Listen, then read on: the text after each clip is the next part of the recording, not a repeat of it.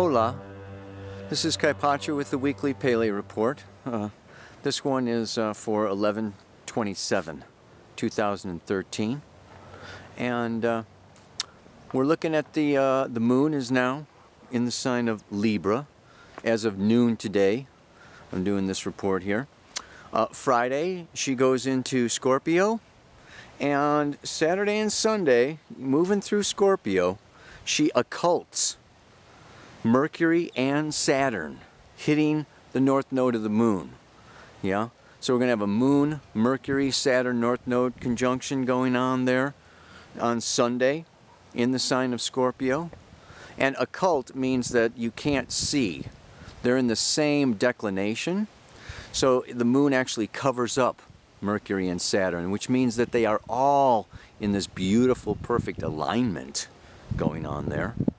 Until then, late Sunday night, the moon moves into Sagittarius, and on Monday at 2:22 p.m., at least that's Costa Rica time, 2:22 p.m., it may be different for you, we have the new moon at 11 degrees of Sagittarius.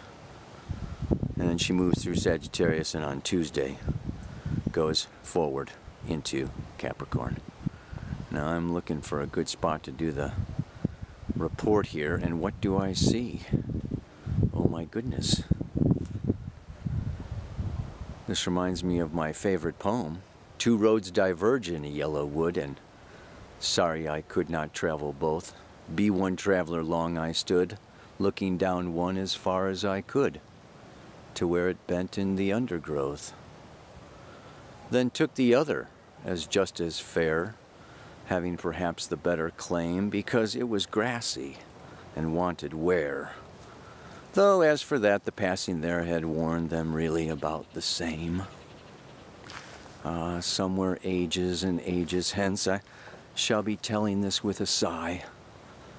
Two roads diverged in a wood, and I took the one less traveled by. And that has made all the difference. Taking this grassy one here down here. I love Robert Frost, man. The guy's awesome. Yeah, just getting a shot of the trees. I'm going to be looking for a good spot. I want to talk about not only the moon, but we are also having now our second Lilith-Jupiter conjunction is coming up here. Again, I want to talk about that. That is happening on Sunday. And Venus is opposite that Jupiter-Lilith conjunction. So we've got this Venus in Capricorn opposite Lilith-Jupiter in Cancer. Very interesting. As well as that Sun in Sagittarius trines Uranus on Saturday.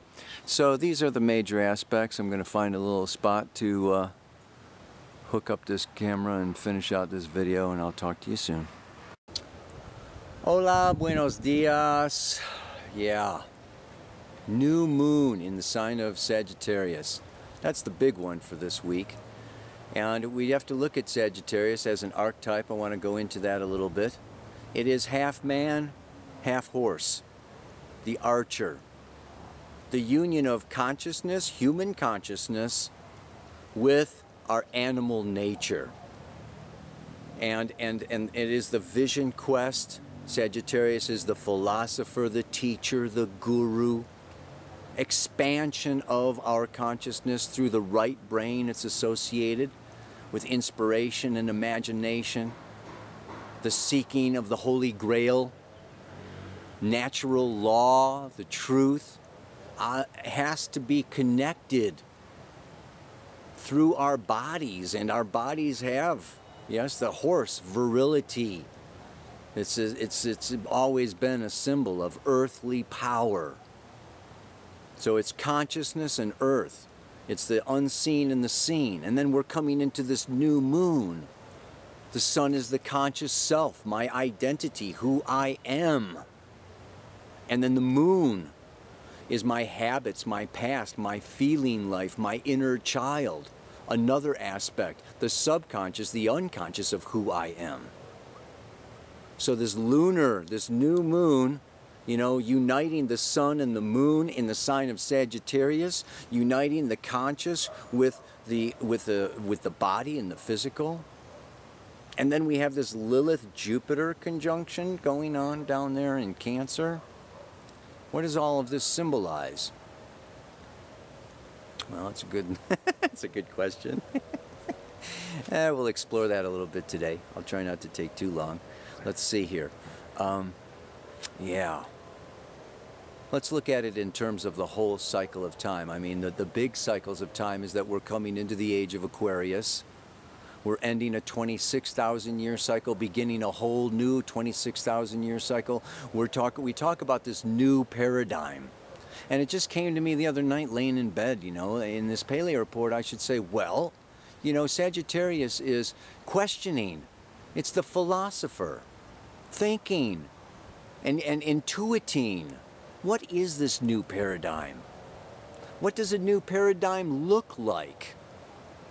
What does a new paradigm feel like? We got the ruler of Sagittarius, Jupiter, in Cancer, the sign of feeling. What does a new paradigm feel like? And are we feeling it? Are you feeling it? Am I feeling a change, something new? And is this something new that I'm feeling inwardly, radiating outwardly? Is it changing my external reality? This reminds me of, Sagittarius is also religion and faith. I was brought up in this Roman Catholic church, you know. We'd go to church every Sunday, and then everybody would go back to work and home and their ordinary lives. And religion and belief and spirit was something that you did for this hour every Sunday. And it was like, what the hell is this about? I'm a recovering Catholic is what I say, because I'm not in that space anymore. What we need to do is we need to integrate our spirit, our belief system, our philosophy of life, and to walk our talk, and to bring this consciousness into this, you know, into this world, and manifest. This is what this Pluto-Uranus square is about, going on for a couple of years until March of 2015 is the final square, having its roots back in the mid-60s. We're now needing to manifest that we create our reality. You know, it's our duty now to walk our talk, to create this reality, and not be victims. This is the end of victim consciousness. This is Chiron and Neptune moving through Pisces, the sign of the martyr, the sign of the victim. It's the end of these old religious beliefs that we need to suffer, that we are separate from heaven or God or spirit, and the earth and our bodies and our sexuality is separate and keeping us from being pure, spiritual, and holy. That money is somehow, you know, the antithesis of spiritual life.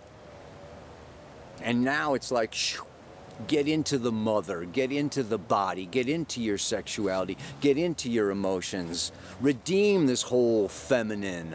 It's not redeem the feminine, it's like, you know, let go of the judgments and the bullshit around the earth and the feminine and the body and the sexuality. So this new paradigm is kind of breaking some of the old beliefs and the old structures and the old religions. And we're having scientific breakthroughs. It's very interesting now. You know, I think of like free energy and you know, all of these scientists that have been, you know, their laboratories have been destroyed and some of them have been killed, going all the way back to Tesla, but even more recently. And all these patents being held up in the United States Patent Office of, you know, free energy systems and potentials. Scientists are now becoming, yes, the antithesis, right? Because science is beginning to prove the effect of consciousness, of what our beliefs are on reality. Just go back, I think 1926, Heisenberg's principle of uncertainty. Yes, that when I go to measure something, that basically the observer affects the event. And we cannot know for certain exactly where something is to judge its speed or its motion into something else. We could say transformation. Because our looking at the event, our looking at the particle affects, or our trying to measure where it is affects the particle. We affect with our consciousness, with just our observation, just by being, just by existing, and by observing, our consciousness affects the outcome of events. I'm really getting into this whole thing with holograms now. I want to explore it more with David Wilcox and things like this. It's like, you know, we create these holograms and our beliefs. Goes back to The Secret a little bit, you know, this idea that, you know, through our consciousness, through our picturing, through our imagination, we create these holograms, and then poof, they come out and they manifest. That is the way that the extraterrestrials manifest their ships and things like that. They don't need a physical creation because they can just, like, you know, externalize the internal picturing and evolve and transform and do the whole game, you know, through the out picturing of the hologram. We've actually taken it to another step in third dimensional reality and created space-time, yeah, and physical material existence to outpicture our inner reality. It's amazing. I was doing a chart reading yesterday, you know, and you know, this person was so attached to their beliefs that every time I offered them a way of improving their life situation, they said, "Oh, no, I can't do that. Oh, the doctor says this. Oh, no, I can't do that. You know, I don't have enough money for that. Oh, no, I can't do that because I've got, you know, I'm you know, living in my car right now, and you know, and it's just like, it's like we attach to these beliefs of the way the world is, and it holds us in that world. Sagittarius is expansion. Sagittarius is stepping outside the box, stepping outside this paradigm. And like I say, it's like, it came to me, you know, the other day, it's like, you can't describe an egg from the inside. You want to get outside the egg, and then you can see, oh, that's an egg. So we have to unplug. We have to get out of this paradigm, of our conditioned beliefs, of what our parents told us, of what science tells us, of what the television tells us, of what the government tells us, of what the Pope tells us, of what everybody tells us. Get out. Go out of your mind. Go out of the programs. And this is Jupiter-Lilith conjunct in Cancer. And yes, it's opposite Venus in Capricorn.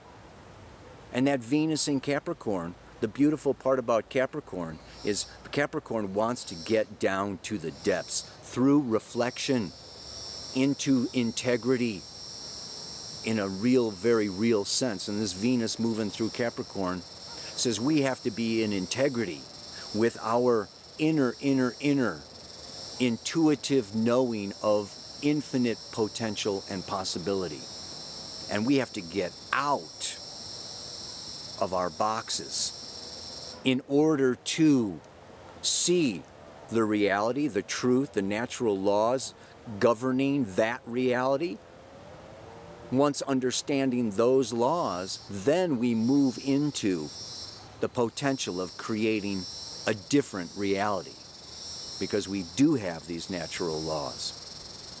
It's like moving from Newton physics to quantum physics. Yeah? There's laws governing these, and we want to come into the unified field. So this new moon, let's look, the new moon in Sagittarius. Aries to Cancer is this unconscious, impulsive, instinctive spark of life. It dies in Cancer and gives birth to individual self-consciousness in Leo. And Leo then moves up through Scorpio, and the individual self-consciousness dies in Scorpio, so that a transpersonal universal consciousness can be born in Sagittarius and ultimately released in Pisces. So we have to do our work in Scorpio. We got the North Node in Scorpio, Saturn in Scorpio, this moon coming around, this weekend through Scorpio, we've got to die to our self-consciousness, to our old ways of being. The moon is our past and our mom and our childhood. Let go. This is the last quarter of the moon, coming into that balsamic phase with the sun. Yeah? And that balsamic phase is always like the dark night of the soul, or however you want to call it. It can come around once a month, where it is going into chaos and releasing and letting go, so that this new birth can happen in Sagittarius. So, yeah, that leads me right up to the mantra for this week. And that is, I've had enough of just getting by, scrimping and saving until I die. Shit. It is scraping. I don't know, scrimping, scraping, and saving until I die. Having unplugged, yeah, from the matrix of lies, I see the world through whole new eyes.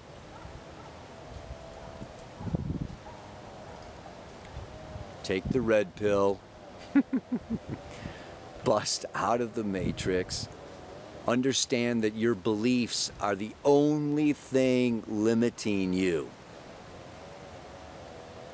Can't blame anybody, anything, any condition.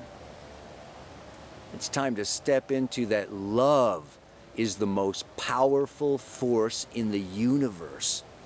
And as we believe that, and as we own that, and as we step into the power of love and gratitude and acceptance and joy, we're going to start busting out and breaking free.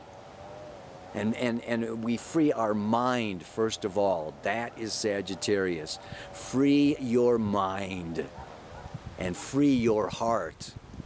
And the rest will follow. Your body, your bank account, your relationships.